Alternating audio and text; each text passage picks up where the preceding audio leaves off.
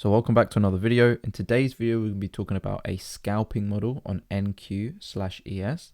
Typically, you guys will know by now that I love daily bias. I think daily bias is probably one of the best tools that you can use inside of your trading. However, I just wanted to show you a non-daily bias approach, which is still just as strong, just as effective, which can be backed up by data.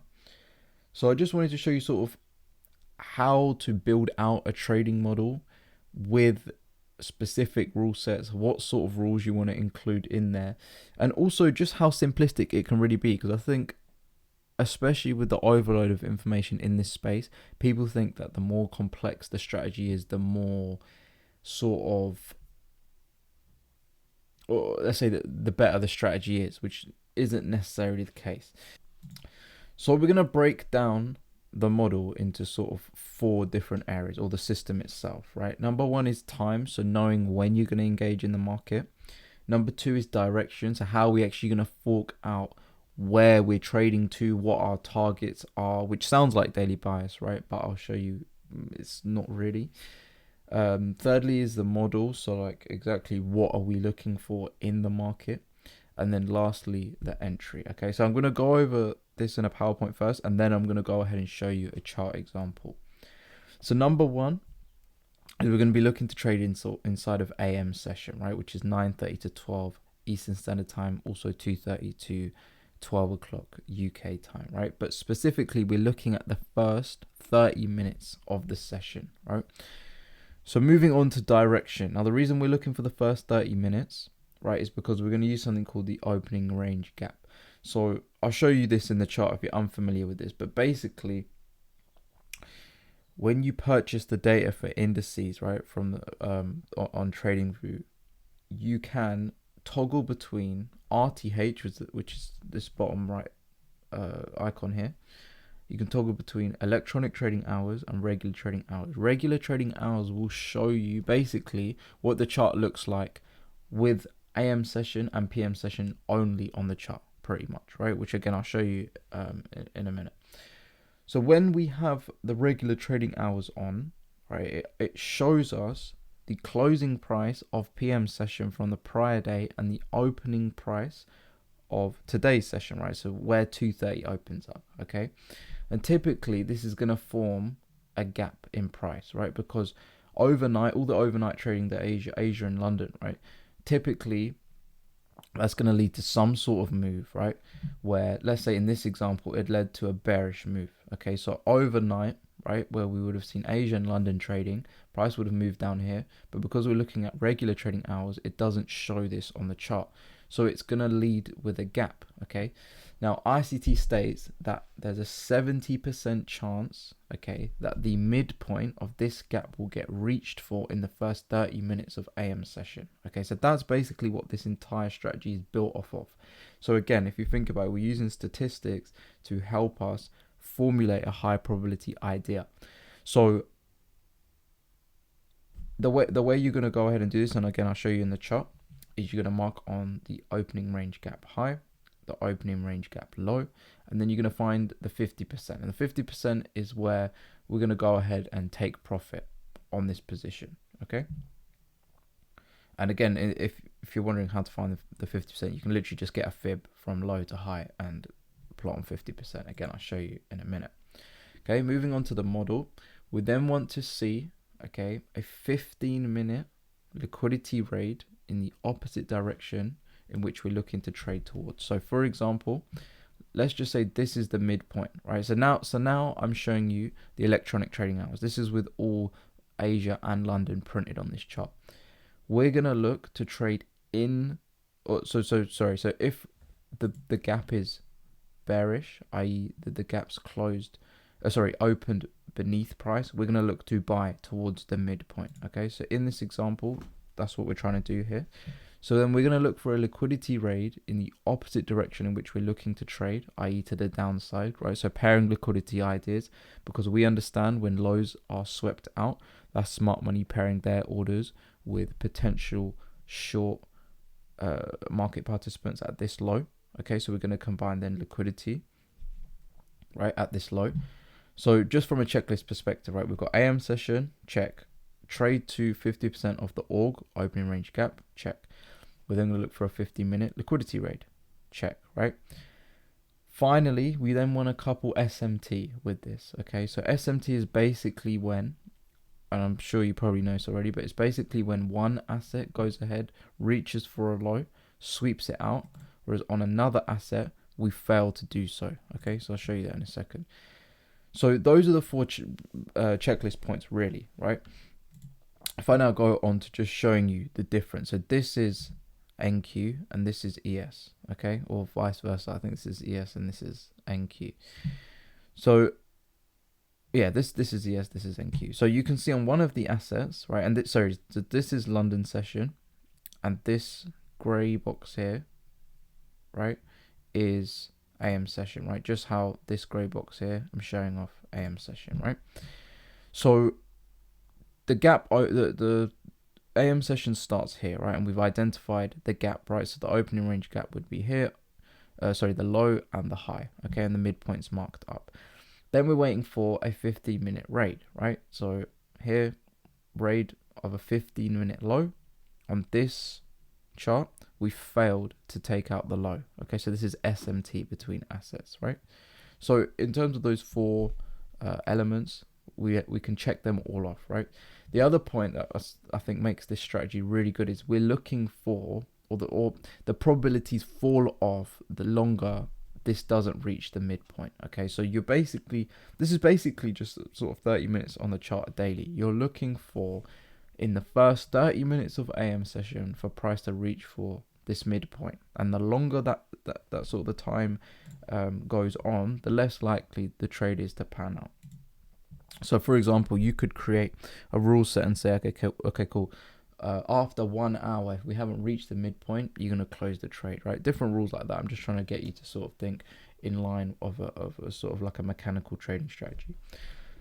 Finally, the entry model, right? Very, very simple. Market structure shift, FEG, right? In terms of SL placement, you're going to look to put the SL at the candle that forms the FEG, right? As placement 1, or placement 2 would be the following candle, or sorry, the previous candle before that.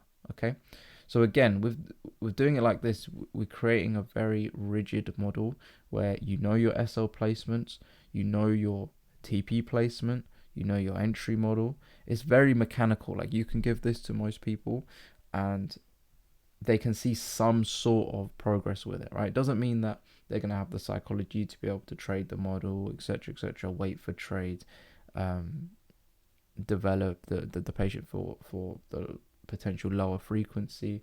All these things obviously play a part, but just from a model perspective, what I'm trying to get at and show you guys is how simple a model can be, and how a simple model like this can create very, very, very strong results. Okay, just some other rules. So you want to target a 1 to 2 minimum, right? So if we go back to the entry, I would add this on as a sort of additional rule.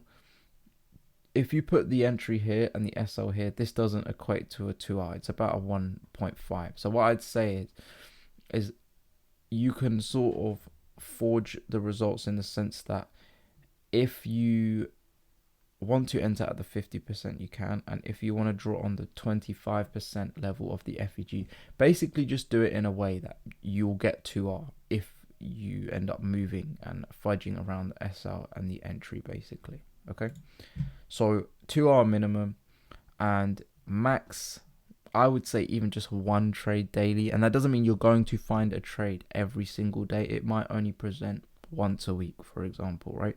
It's down to you to go ahead, find the frequency, see if this does play out often enough. Okay, and what you obviously want to do is go ahead, go in your charts and see how frequently each of these things play out. So like, for example, you could build your own stats for the opening range gap, and you could see, okay, cool, how many times, right, does the opening range gap, the 50% of it, actually get traded to in the first 30 minutes? Okay, all right, so like testing these ideas and seeing, all right, cool, do these things actually pan out?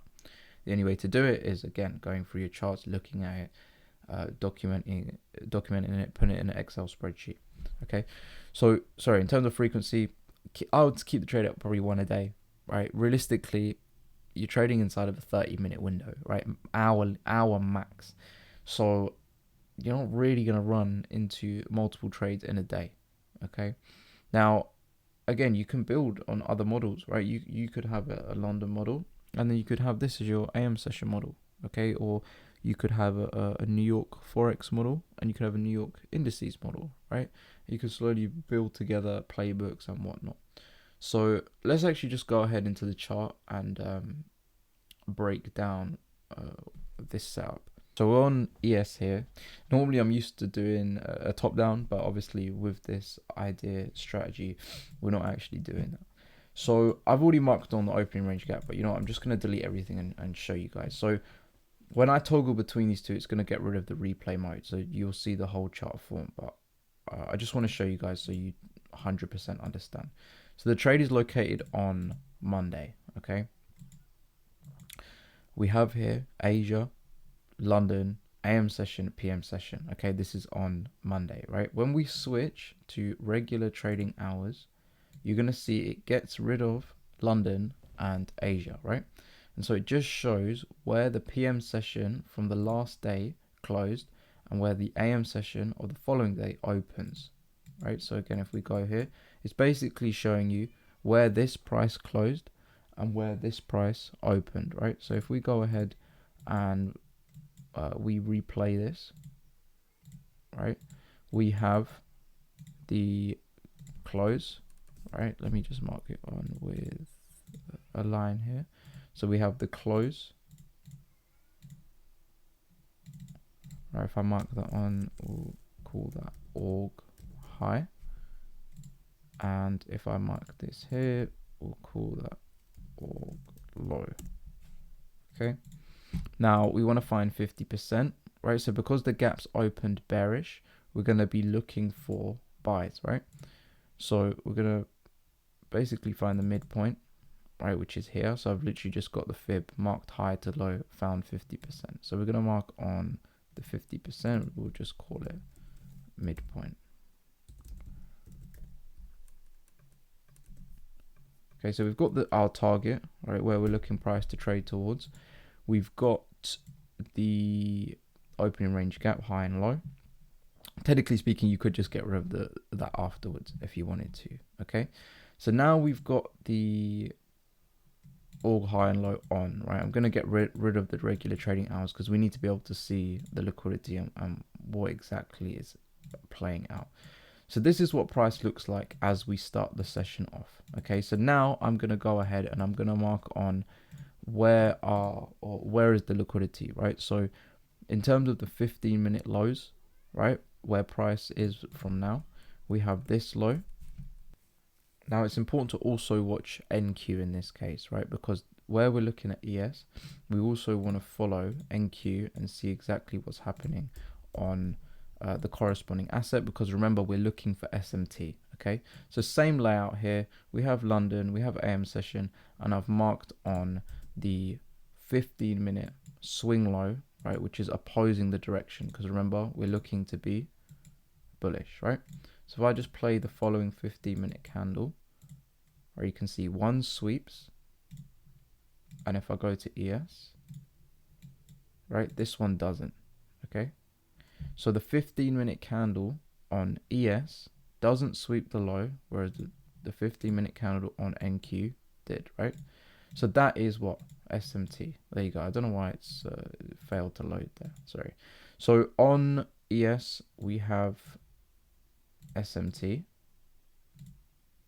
Okay, if we just mark that on, where on one asset we failed to sweep the low, and on, like I said, on NQ, right, just to show you again because it didn't form properly there, we have swept out the 15-minute level.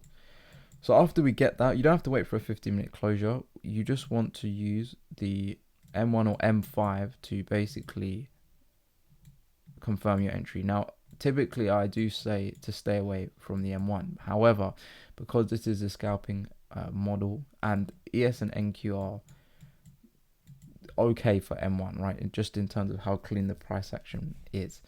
So you want to wait for clear displacement, okay? Clear market structure shift to form, okay? Okay, now when I say clear, what do I really mean by that?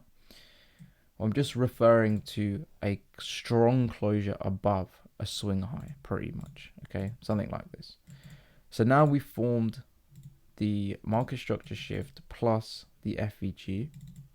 Okay, I can't put on the 25%, but in terms of now entry and TP, right? Remember I mentioned how we can have our SL at candle, the candle that formed the FEG or the candle just prior to that. So let's say we enter on the open and we have the SL at the low. Let's say we have the target here. Now, this only equates to a 1.5R. Remember I said we want to look for a 2R minimum. Okay, so two ways to go around that.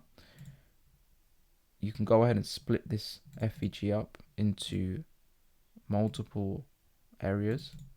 Okay, so finding the 25% level, and you can go ahead and attempt an entry at this level, right? So let's say we keep those fixed. What is this now? Right, so this reaches our 2R level, right? Obviously, the lower you go down, the better the R. However, you've got a higher likelihood of getting hit. Not getting tagged in. The way I would approach this is basically if the open of the FEG doesn't yield you a 2R, then move down the 25% levels until you get to 2R, pretty much, right? And notice how every sort of question that could come into your mind, I'm answering here, like in terms of like a logical rule set and sort of just from like a logic perspective, step by step by step. If you have this question, what do you do? If this, then that. Thinking like an algorithm, if that makes sense. That's how you want your trading model to be. Okay. So again, let's just see how this plays out, right? Obviously, you've already seen this play out already, right? So taps in, reaches the 50%, right? Where our entry was at the 25%, which is fine.